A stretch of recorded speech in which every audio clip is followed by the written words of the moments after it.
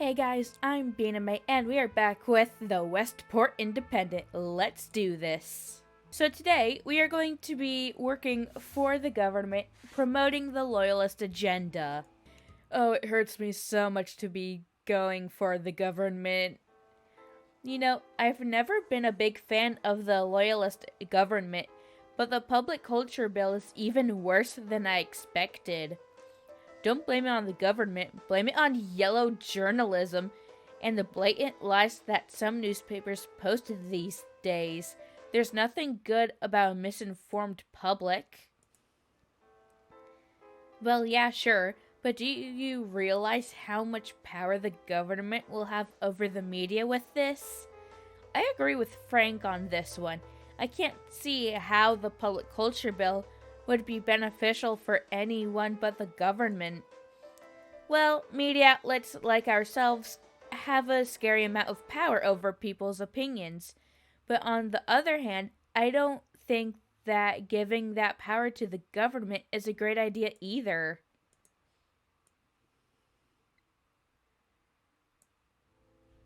Week 1. No! Woo!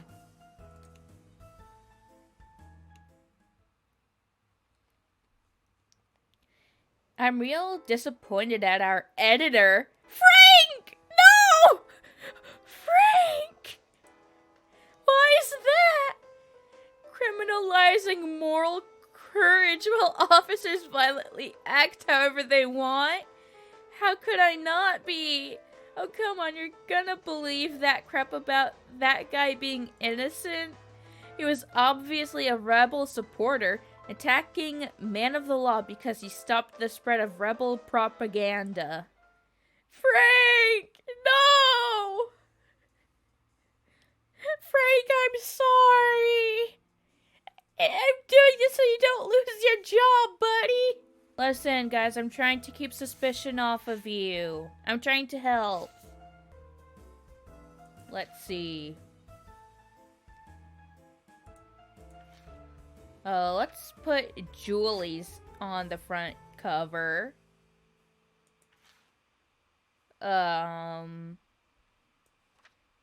Confidence in police grows. Hold on. Let me see.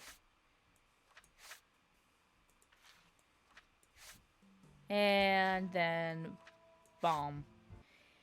Business seem to be going really bad over at Remival? No kidding. One of my friends says it's complete chaos right now. Okay, so when I work for the government, the English just absolutely breaks. Got it. Oh yeah, you have a friend working there, don't you? Did he manage to stay on? According to him, he avoided getting laid off by a hair. I just hope things don't get worse over there. Oh boy. I've left to support the workers! Okay. Bye, Frank. You know what? In memory of Frank, today we are doing a whole ton of employment things. Ooh. By the southern docks, kills innocent civilians. Perfect. Inside a small... Not the liquor store! No! And here we go. Proceed to the layout. Alright. We want unemployment up front. Next up, we want the trade routes. And then we want this one. So, Phil, how are you? You didn't show up to work yesterday. Oh yeah, sorry. I was just a bit preoccupied. John needed someone to drive him to the doctor. Oh, your brother? How is he? Better, I suppose. The doctors say he can move his toes now. They still aren't sure when he'll be able to walk again, though. It's okay, Phil. We're gonna get your brother all the treatment he needs. Oh, this is my first time getting a letter from these guys. Most respected editor, we saw the article you posted in your paper, the Westport Independent. To say we treat our employees like dirt is both incorrect and offensive. If this happens again, we'll make sure we take adequate legal action that will put you in enough debt to last to your grandchildren. Wow. Wow. Julie? Next up, we want Anger Revival Industries. Actually, no.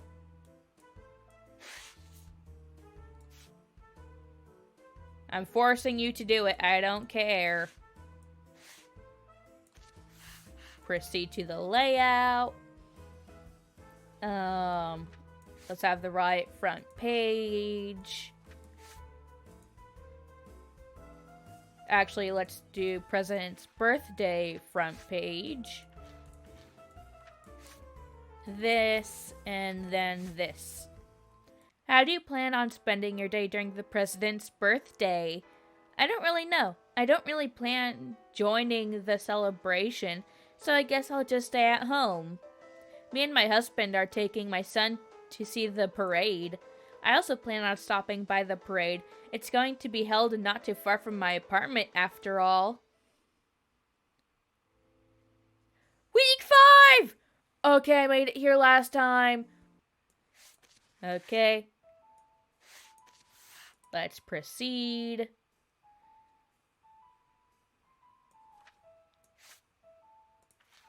Here we go. So let me get this straight. My son isn't allowed to meet the president just because he doesn't attend the right school? Well, not to be cynical, Anne, but this is a publicity stunt. It's all just to score cheap points to their upcoming school reforms. Listen to yourselves. You sound like Frank. Hey, don't go talking smack about Frank. Frank is the best one of all of you. Don't go talking crap about Frank. How much time do you think the man has on his hands? He can't be everywhere. Oh, so just because I don't like the administration's butt, my opinion doesn't matter? Go to heck, Phil. Yeah, you tell him, Frank. You tell him. Frank, calm down. And Phil, it doesn't take more than an hour tops to get from his mansion to the docks. I don't think time's an issue. Everyone's hating on Phil. I love it. I made it to week 6! Frank. Fine. Let's see. Anne, will you do this? Thank you, Anne. Here you go, Frank. Frank, let's put yours up front. National security. Rebels. And this. Crap, I didn't sleep for a second last night. A factory close to my apartment was running on full engine all through the night. I know what you mean. Me and my husband were so close to moving out away from the eastern factories when our son was younger. Having an easily woken infant while there's constant noise around you is not a great way to get sleep during the night. Why don't you just move to western districts? We don't really have that problem here. Like anyone with a blue collar could afford that. That's right, everyone hate on Phil. And to the press we go. Let's see. Revival, you're going front cover. You should be happy. Bar brawl. Customs. and government. Julie, you gonna say anything? So, the weather's nice. I never thought we'd have so little to talk about that we'd have to resort to talking about the weather.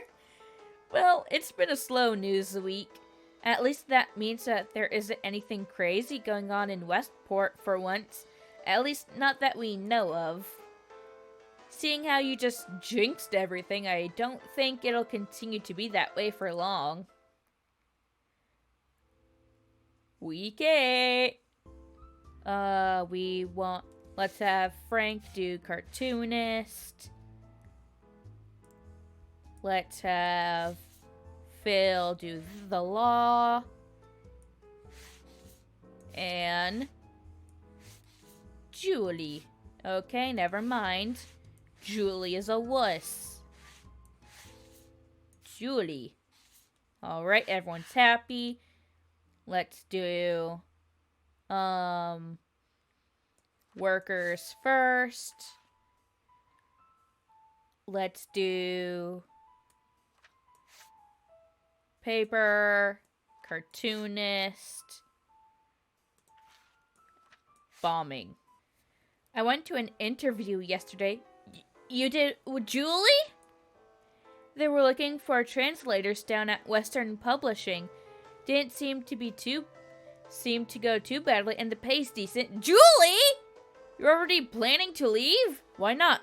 We're going to get closed down in a couple of weeks anyway. We are? How? You really think that'll last? You know they're already talking about closing the borders. It'll only be a matter of time. Well, what do you do then, Frank? What exactly is your plan B? I don't know, the plant maybe?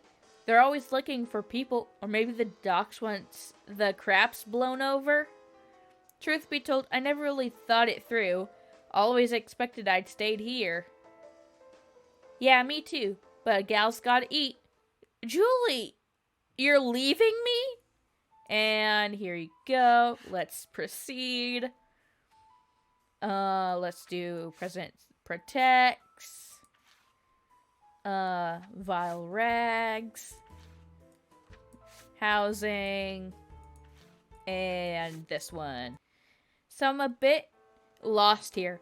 When I left, the city was split up with a bunch of small gangs at each other's throats without the power to seize control. Yet now the vile rags are apparently running things in Westport? You can thank our last administration for that. They'll introduced harsher customs regulations. The gangs all started to fall apart one by one until the vile rags showed up. Eventually, the vile rags were around before that, running a hutch by the docks. But their smuggling experience worked great with the new regulations, and they were able to take over most of the other smaller gangs. Wow. I've got mail. I haven't gotten mail in a while. It's Revival again! Most respected editor, the vicious slander your so-called newspaper printed about us being related to violent gangs is repulsive. If you could continue to write such garbage, we will be forced to take legal action. Revival Industries. Suck it, Revival. You're not going anywhere. Well, you are. You're going down. Frank. And proceed to layout. Let's do, hey, Revival, you're on the cover again. Police, Medicare, rebel propaganda. There we go. So I went on this date yesterday. How nice. How did it go? Oh my god, our people are getting so bored. Well, I wasn't stood up at least. So what happened? It turned out she didn't think it so much as a date. Apparently she had a boyfriend and she brought him along. Oh.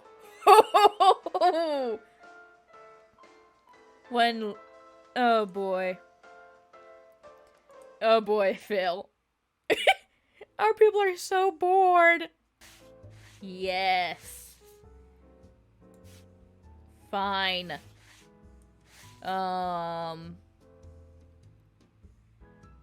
Hey, Phil, you want to write this? All right.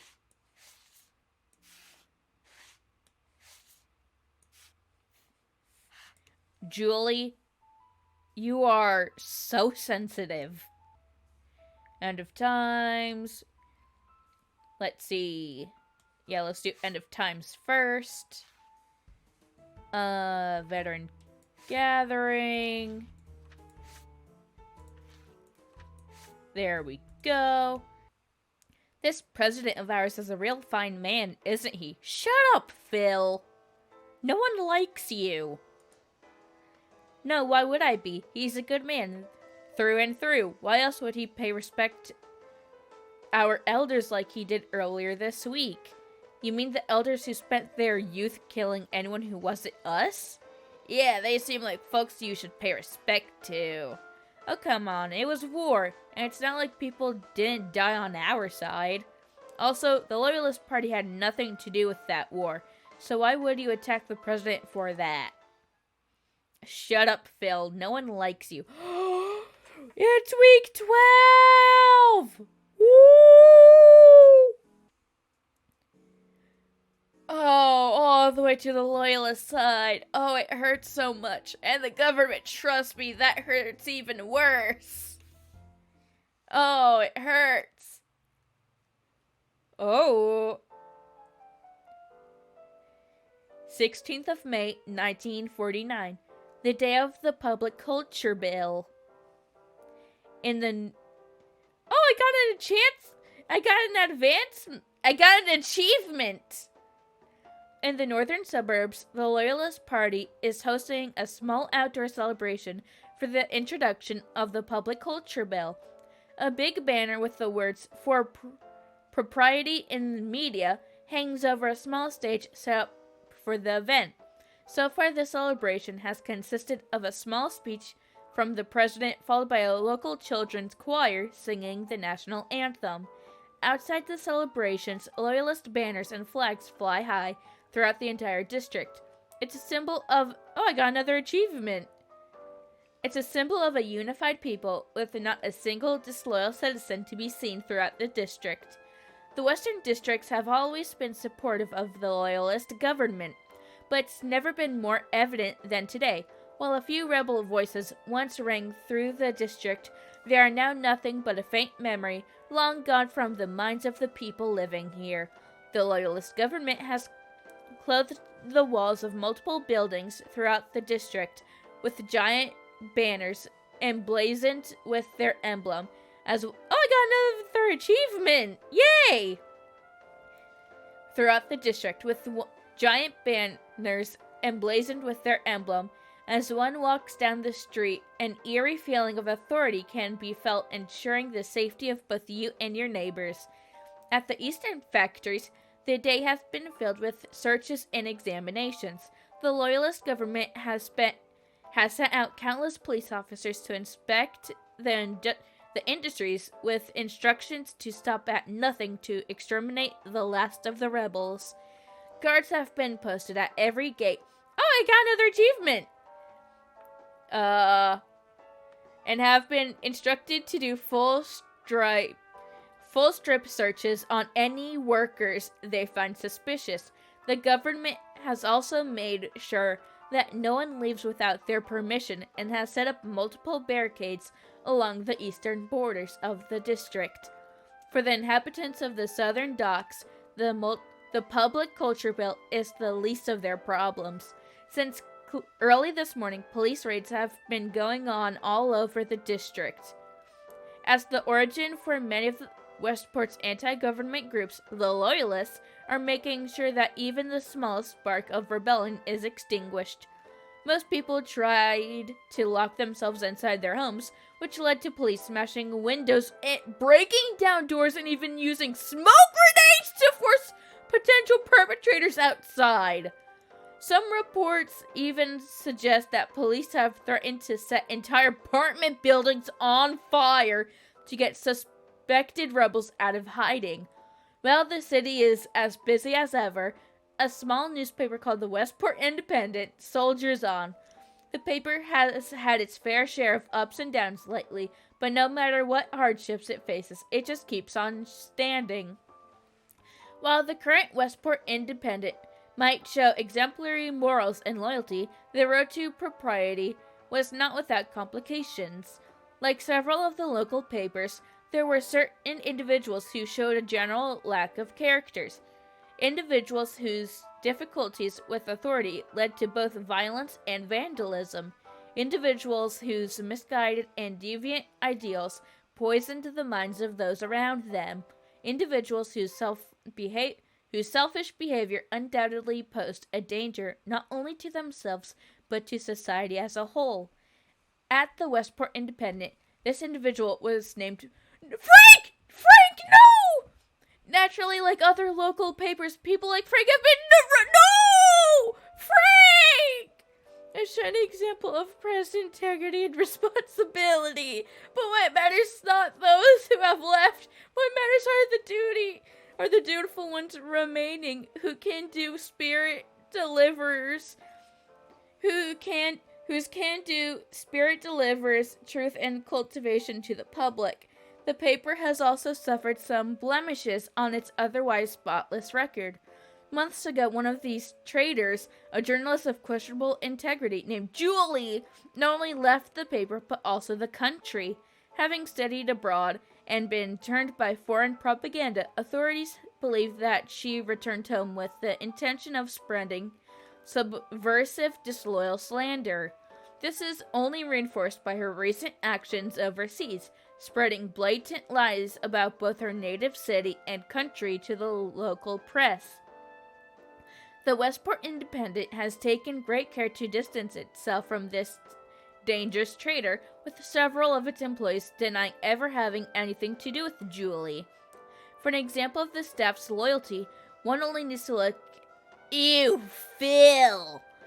A long-time veteran of the Loyalist Party and the Westport Independent, Phil has quickly adopted the new guidelines of the Public Culture Bill, becoming a shining example for other members of the team.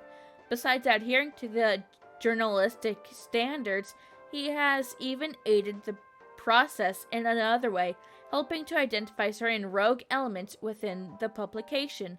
This exemplary act of civil courage aided integration greatly.